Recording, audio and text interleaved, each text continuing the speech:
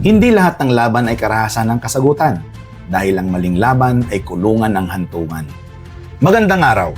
Ako po si Police Master Sergeant Abella, isang alagad ng batas, at pag-usapan natin ngayon ng isang seryosong paksa. Ano ang mangyayari kung mismong mamamayan ang mag-aklas laban sa gobyerno gamit ang dahas?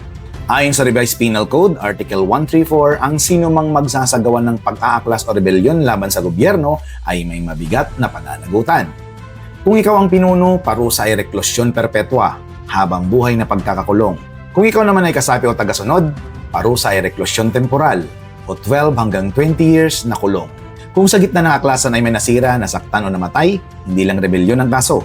May dagdag na kaso pa para sa murder, homicide, serious physical injuries at malicious mischief.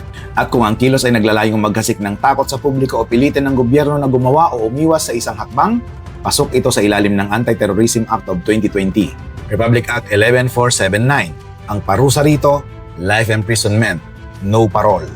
At tandaan ito, kahit sino ka pa, ordinaryong mamamayan, artista o sikat na influencer, hindi ka may excuse sa mabigat na parusang nakalaan.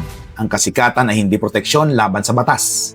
May mga nagtatanong, Sir, nag-post ako sa social media, nanawagan ako sa mga followers ko at mga miyembro ng fraternity ko na sumama sa pag-aaklas. Pero ang totoo, hindi namin balak manggulo. Ang nanggulo, nanunog at nanakit ay isang grupo na kasama namin. May kaso pa rin ba ako?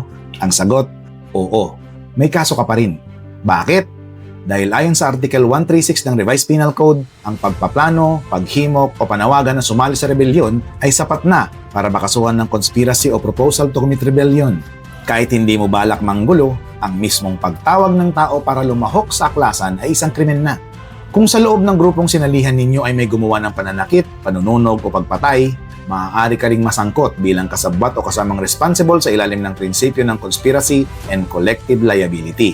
Hindi mo pwedeng ikatwiran na hindi mo balak dahil sumama ka at nagudyok pa. Mga kababayan, tandaan natin, ang ating karapatan sa pagpapahayag ay dapat isabuhay sa paraang mapayapa. Kung may hinanaing, idaan natin sa tamang paraan, sa halalan, sa petisyon, sa payapang rally. Tandaan, ang panawagan sa karahasan ay hindi pagpapahayag ng opinyon, kundi paglabag sa batas. Sa bayan, may boses ka. Sa batas, may hangganan ka. Piliin ang tama, iwasan ang kulungan.